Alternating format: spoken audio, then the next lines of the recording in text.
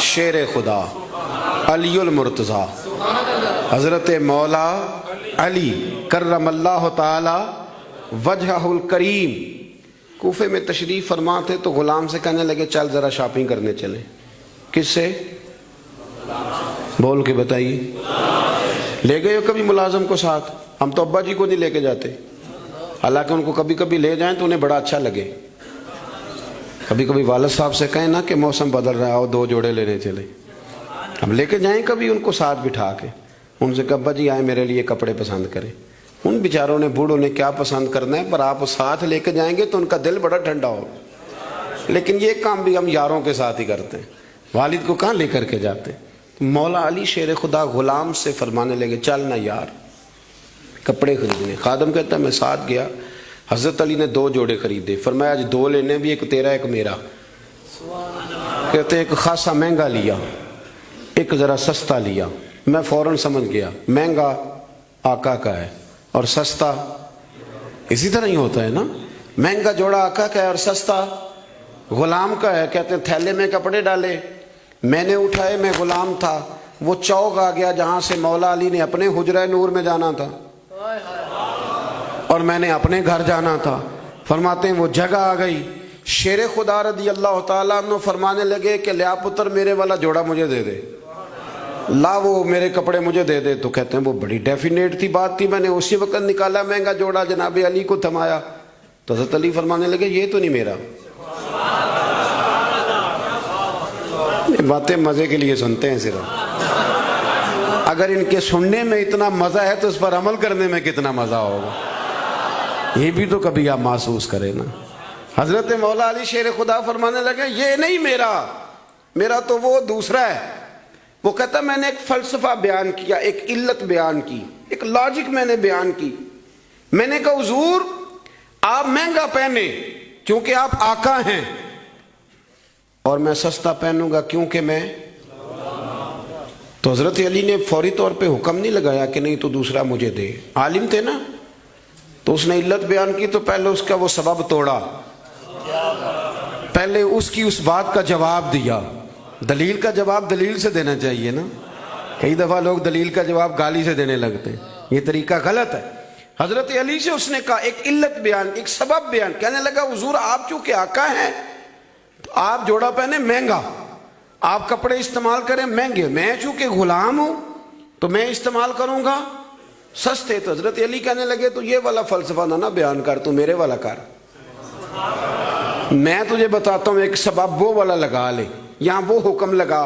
اس نے کہا حضور وہ کون سا؟ فرمانے لگے تو سستا مجھے دے نا کیونکہ میں بوڑھا ہوں،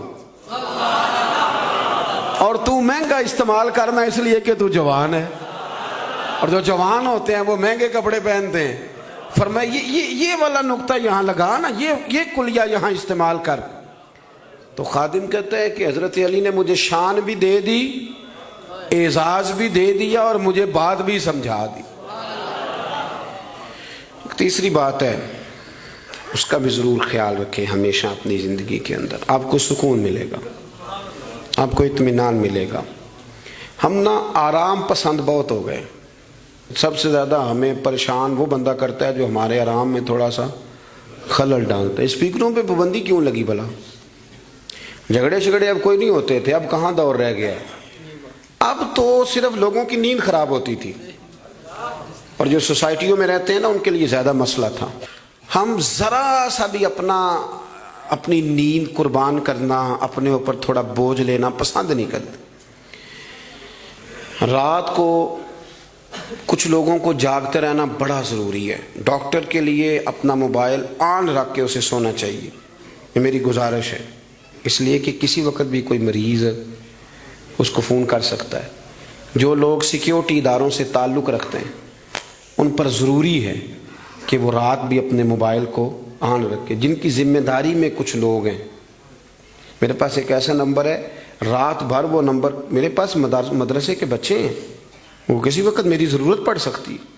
مجھے سینکڑوں دفعہ کہا ہے گھر والوں نے بھی باہر والوں نے بھی کہ آپ اس کو بند کر دیں. تو میں کہتا ہوں پھر یہاں تو مدرسہ بھی بند کرو نا، کیا ہو جائے گا. مثلا نیند تو اگر اللہ آپ کو سکون دینا چاہے تو 20 منٹ کی نیند میں نیند پوری ہو جاتی ہے، اور اگر وہ مالک بے نیاز ہے، کبھی نا سکون آئے تو سارا دن نہ بستر سے نکلے، سستی نہیں جاتی؟ صحیح کہہ رہا ہوں میں؟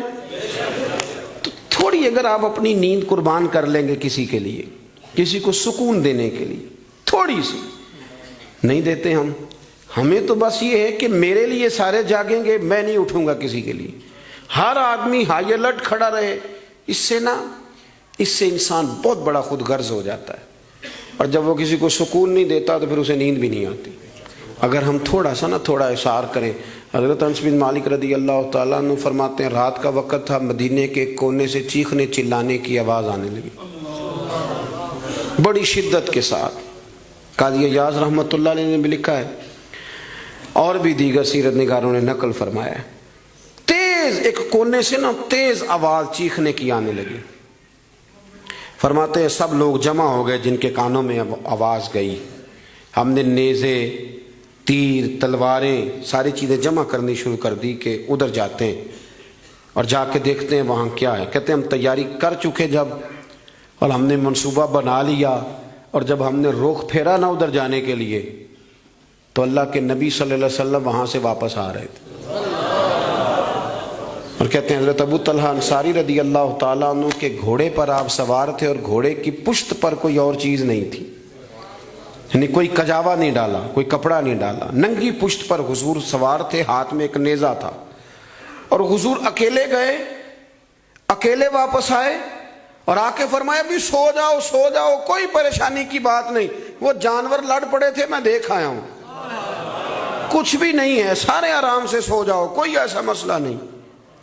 حضرت انس کہتے ہیں باقی تو ساری دنیا سو گئی تو میں ساری رات سوچتا رہا کہ محبوب تو ہماری سوتے ہوئے بھی نگہبانی فرماتے ہیں. جو حضور سب سے پہلے چلے گئے، دیکھ کے لوٹ بھی آئے، اس کا مطلب ہے کہ سرکار جاگ رہے تھے. حضور نے ویسے بھی فرمایا ہے کہ میری آنکھیں بند ہوتی ہیں، دل میرا بیدار ہی رہتا ہے. آپ یقین کریں اتنی خود غرضی، وہ پھر آہستہ آہستہ وہ خود غرضی. ہم پہلے خود غرض ہوتے ہیں، اپنے ابا جی سے کہتے ہیں کہ اب میرا گزارا نہیں ہوتا، میرے بھی بچے ہیں. یہاں سے ہم آغاز کرتے ہیں خود غرض ہونے کا. پھر کچھ عرصے کے بعد ہمارے بچے ہمیں کہنا شروع ہو جاتے ہیں کہ ابا جی اب ہمارا گزارا نہیں ہوتا، ہمارے بھی تو بچے ہیں نا.